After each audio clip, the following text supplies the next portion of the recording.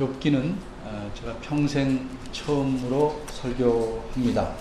그래서 더글라스 오도넬이라는 목사님께서 작년에 쓰신 책 지혜의 시작과 끝이라는 책에서 크게 도움을 받았습니다. 설교를 시작하겠습니다. 아주 오래된 옛날에 엄청난 부자가 있었습니다. 그에게는 특히 가축이 많았습니다. 양은 7,000마리고 낙타는 3,000마리나 되었습니다. 소도 500결의입니다. 결이란 소 2마리가 끄는 쟁기를 뜻합니다. 따라서 소의 실제 숫자는 1,000마리입니다. 암나귀가 500마리입니다. 이 외에 집안에서 일하는 종들도 많았습니다. 이 사람이 누굴까요? 너무 쉬워서 대답을 안 하시죠? 오늘 설교를 욥기에서 하는 것을 보니 제가 소개하는 이 사람이 욥이라는 사실은 누구나 짐작하실 수 있을 것입니다. 그런데 이처럼 대단한 부자라면 거만할 만도 합니다. 부자치고 겸손한 사람을 보기가 쉽지 않습니다. 그런데 이 사람은 달랐습니다. 그는 자신에게 재산이 많다고 교만하지 않았습니다. 그는 교만하기는커녕 그와는 정반대였습니다. 이 사람에 대해서 성경 말씀은 이렇게 평가합니다. 욥기 1장 1절 중간입니다. 그 사람은 순전하고 정직하여 하나님을 경외하며 악에서 떠난 자더라. 얼마나 훌륭한 사람입니까? 이 사람은 하나님께서도 인정하는 사람입니다. 8절 중간을 보겠습니다. 하나님께서 사탄에게 하시는 말씀입니다.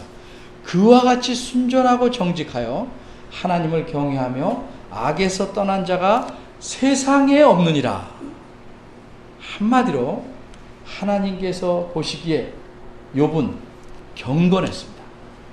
욥은 부자였고 경건합니다. 그런데 욥에게는 한 가지 특징이 더 있습니다. 그것을 어디서 말씀하고 있는지 아시겠습니까? 3절 하반절입니다. 우리말 성경을 보면 종도 많이 있었으니 이 사람은 동방 사람 중에 가장 큰 자라고 되어 있습니다. 이렇게 재산이 많고 종이 많은 이 사람은 동방 사람들 중에 가장 부자였다고 말하는 것처럼 보입니다. 그러나 원어에 따르면 좀 다르게 이해해야 합니다. 원어를 번역하면 종도 많이 있었다로 문장이 끝나고 그 다음에는 그리고 그 사람은 동방의 모든 아들들보다 더 큰 자이다 라는 문장이 나옵니다. 이것은 무슨 뜻인가? 동방이란 이스라엘을 중심으로 볼 때 동쪽에 있는 요단강을 건너 동쪽에 있는 나라들을 가리키는데 특별히 동방의 모든 아들들이라는 표현을 쓸 때는 지혜를 비교하기 위한 표현입니다. 이와 같은 예는 열왕기상 4장 30절에서 찾을 수 있습니다. 517쪽입니다. 거기서는 솔로몬 왕의 지혜가 가장 뛰어나다는 사실을 이렇게 말합니다. 솔로몬의 지혜가 동양 모든 사람의 지혜와 애굽의 모든 지혜보다 뛰어난지라. 거기서 동양 모든 사람이란 표현이 히브리어 원문을 보면 오늘 보면 3절과 똑같이 동방의 모든 아들들입니다. 따라서 한마디로 욥은 그 당시 동방에서 가장 지혜로운 사람이었습니다.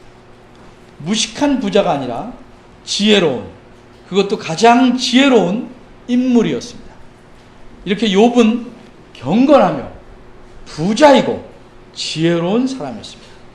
또한 2절을 보니 아들이 7이고 딸은 3입니다. 자녀가 모두 10입니다.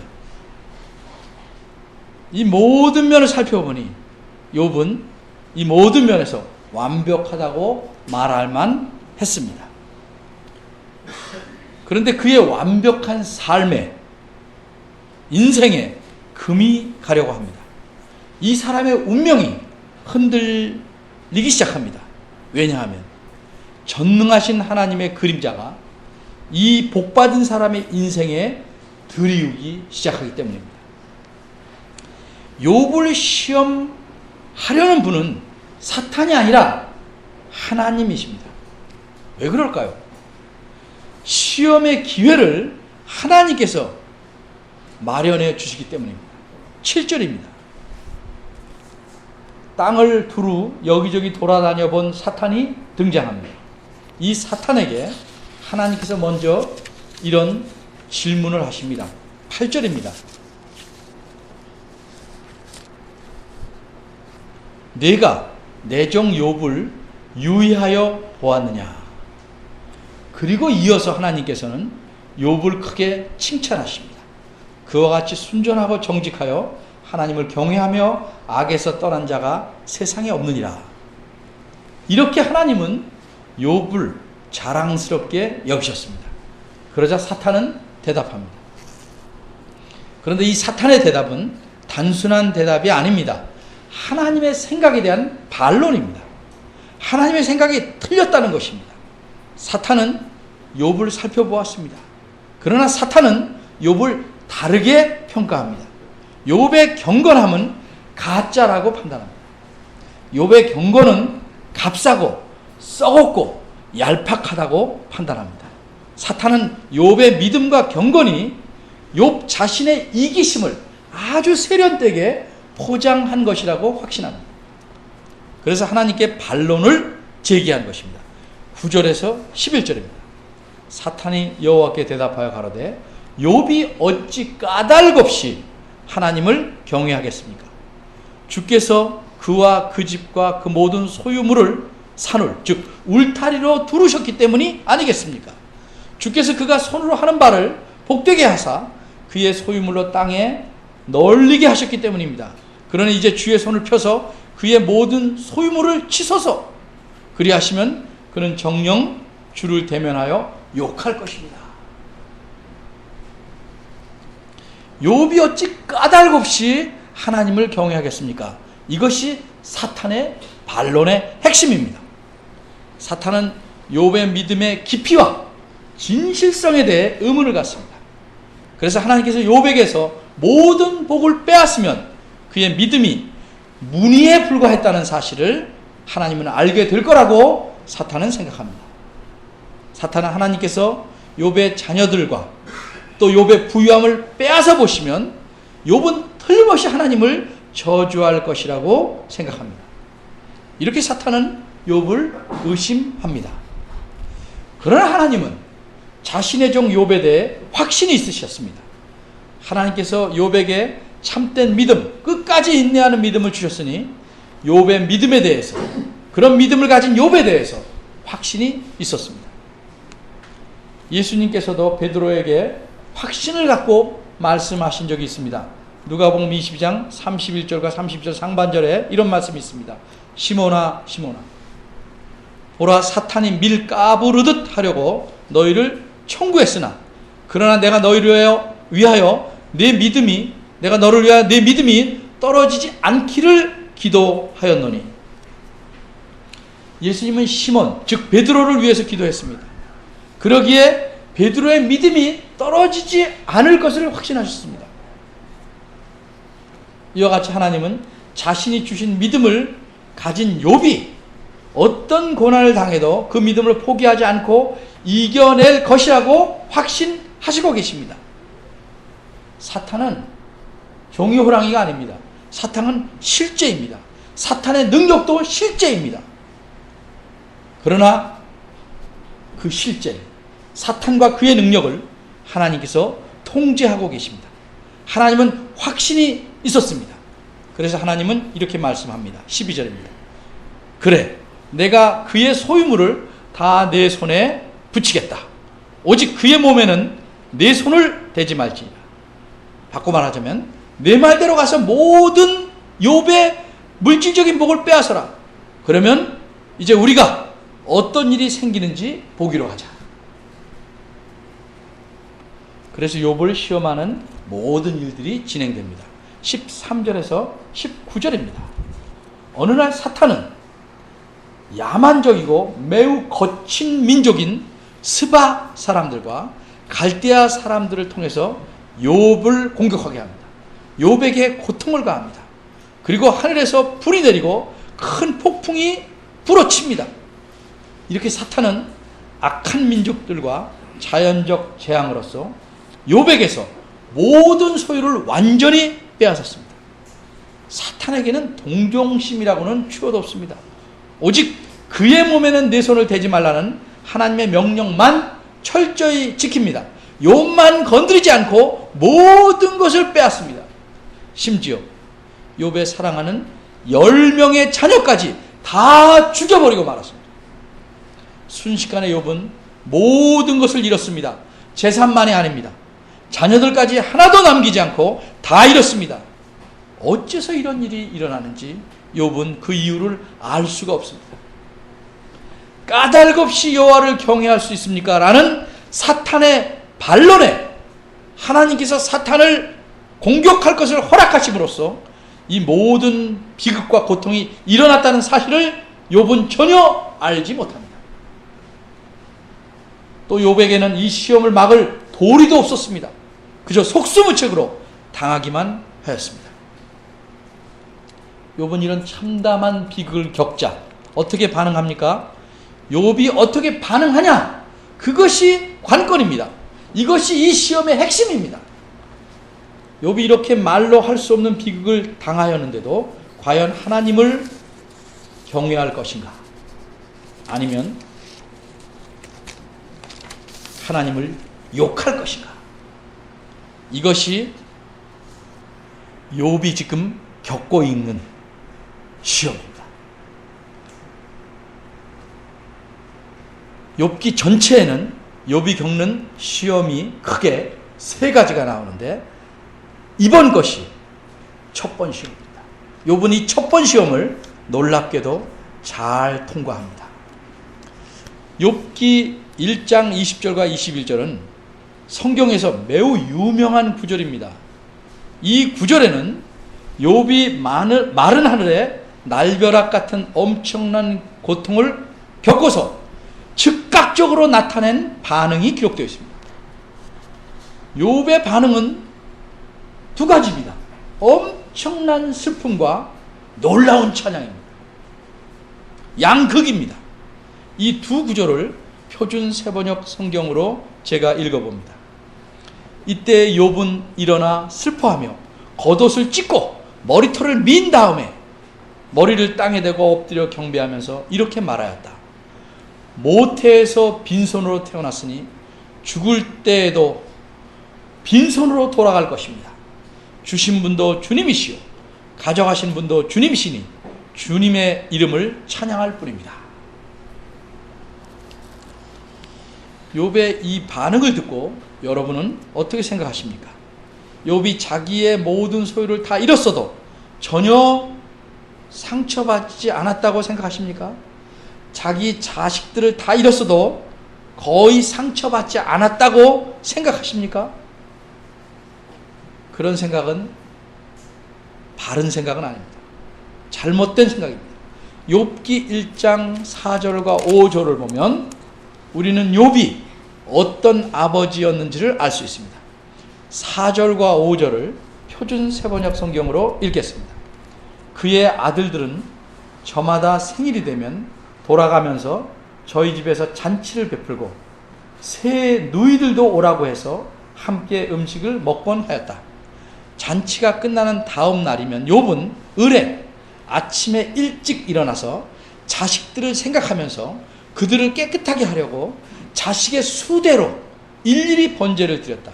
자식 가운데서 어느 하나라도 알지 못하는 사이에라도 하나님을 저주하고 죄를 지었을 수도 있다고 생각하여 잔치가 끝나고 난 뒤에는 늘 그렇게 하였다. 욥은 모든 일에 늘 이렇게 신중하였다. 세상에 어떤 부모가 이렇게 욥처럼 자식을 진정으로 사랑하는 이가 있겠습니까? 욥은 날마다 자기 자녀들의 영혼과 몸을 위해서 노심초사하였습니다. 그런데 이런 아버지가 하루에 10명의 자녀를 한꺼번에 장사 지내야 하는 것이 어떤 것인지 여러분 짐작할 수 있으시겠습니까? 2009년 미국 역사상 최악의 경제적 어려움이 미국에 닥쳤습니다. 이때 이 심한 어려움을 겪은 사람들이 자신들이 입은 그 경제적인 손실에 대해서 어떻게 반응했는지를 알려주는 이야기들이 수없이 많습니다. 그 중에서 로스앤젤레스에 살았던 한 사람의 이야기를 소개합니다.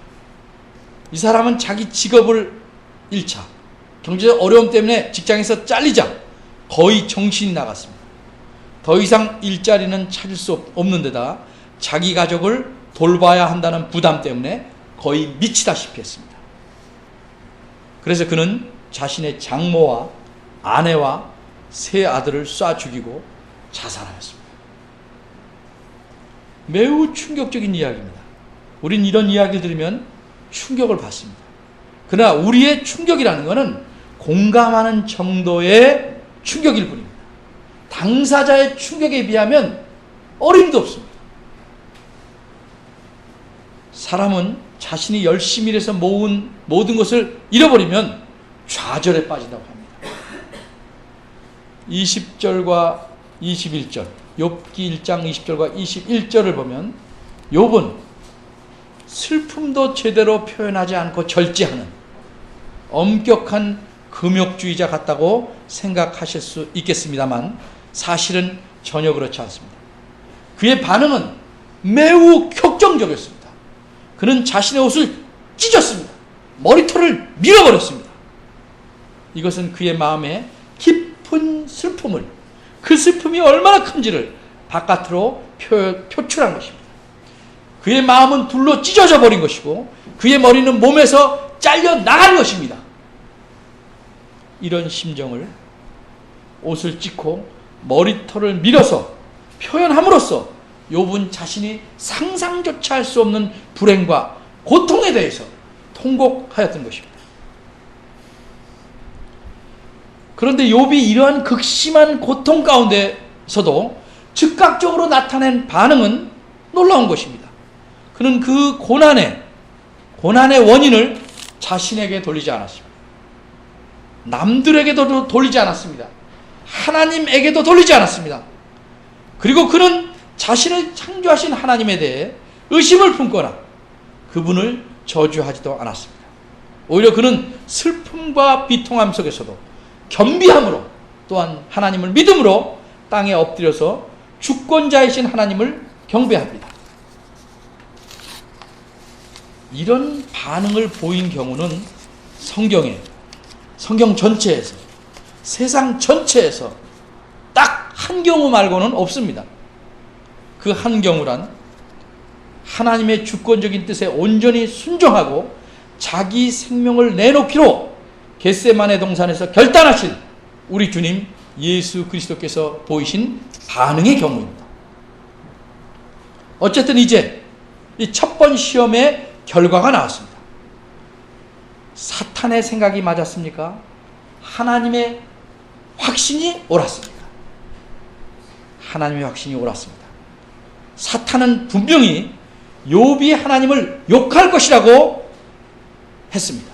그러나 욥은 오히려 하나님을 경배하고 찬송합니다. 욥이 보인 반응에 대해서 하나님께서는 이 욥기의 기록자를 통해서 이렇게 평가하십니다. 22절입니다. 이 모든 일에 욥이 범죄하지 아니하고 하나님을 향하여 어리석게 원망하지 아니하니라.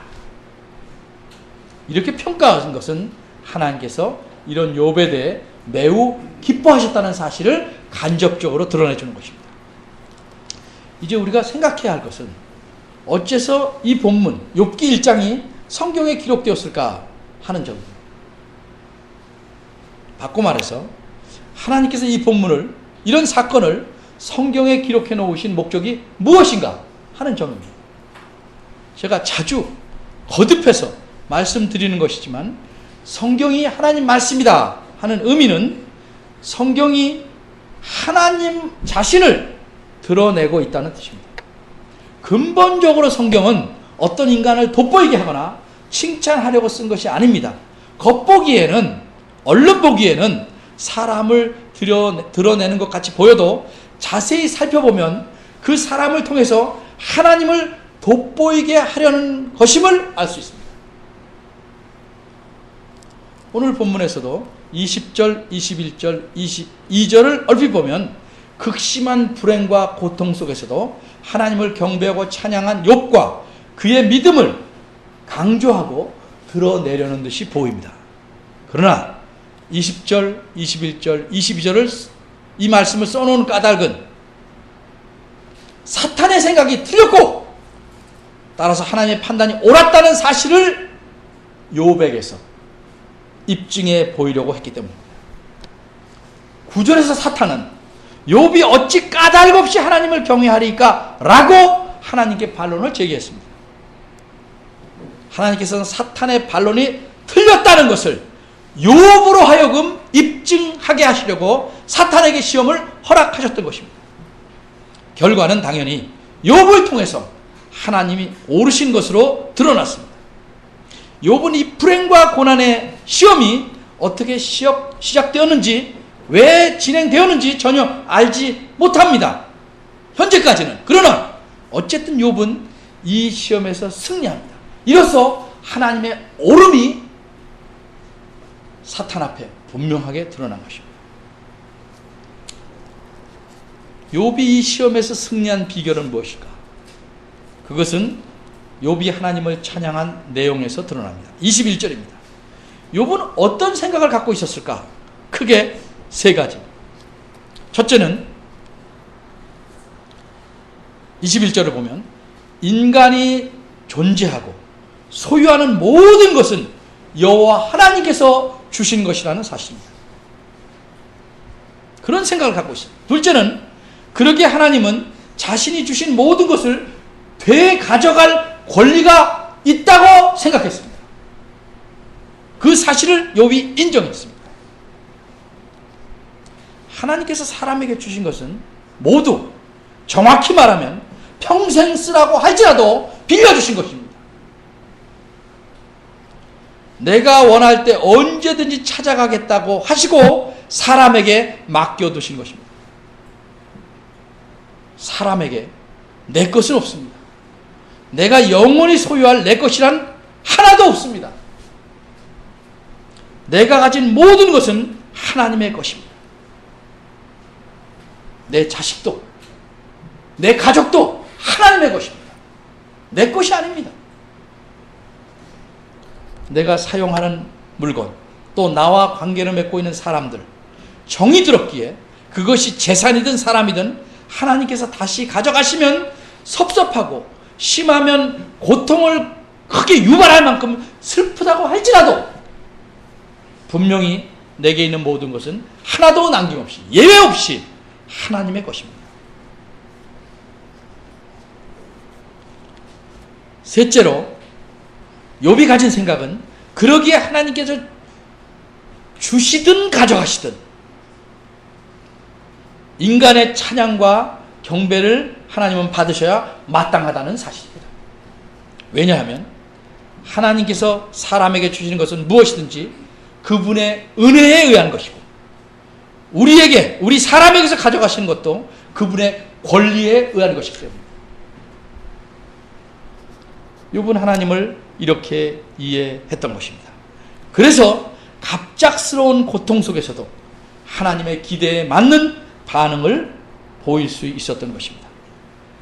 여러분은, 우리는 하나님을 어떻게 생각하고 있습니까?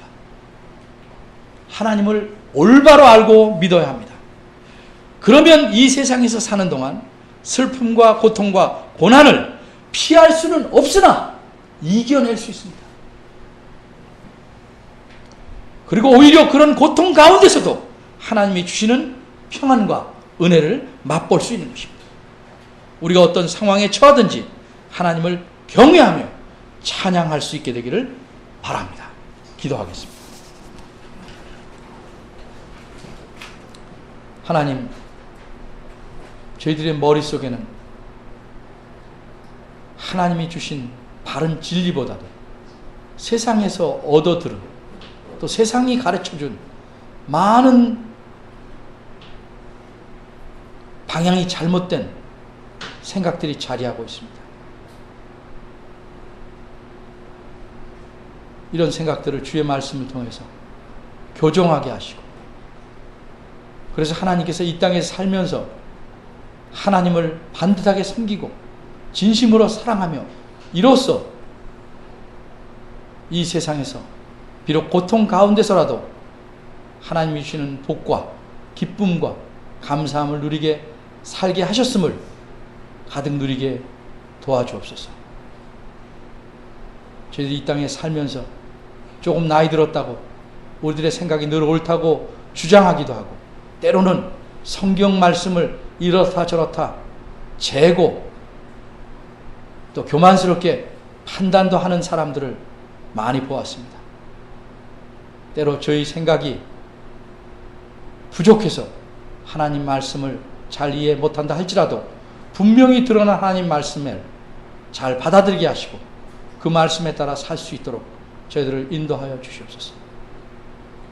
저희들에게 주신 하나님의 놀라운 믿음이 우리의 삶 속에서 하나님을 찬양하는 도구가 되게 하시고 하나님께 영광 돌리는 그런 방편이 되도록 저희의 삶을 인도하여 주옵소서. 예수님의 이름으로 기도합니다. 아멘.